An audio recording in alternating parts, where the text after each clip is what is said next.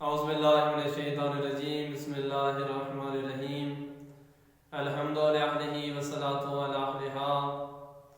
آج کا میرا موضوع ہے علم۔ معصوم نے ارشاد فرمایا العلماء ورثۃ الانبیاء، علماء انبیاء کے وارث ہیں۔ حضرت علی علیہ السلام ارشاد فرماتے ہیں علم کو مال پر برتری حاصل ہے۔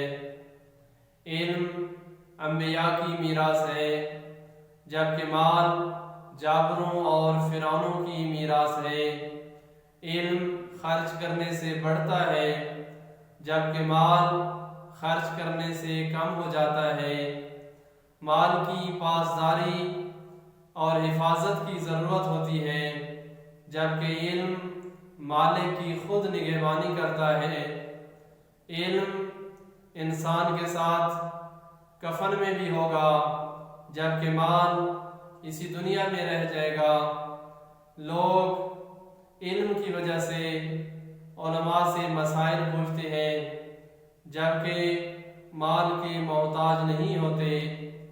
انسان کو علم تقویت بخشے گا جب انسان پل صراط سے گزرے گا، اور مال انسان کو پل صراط پر روک لے گا۔ خداوند کریم سے دعا ہے کہ خداوند کریم ہمیں علم حاصل کرنے اور اس پر عمل کرنے کی توفیق عطا فرمائے۔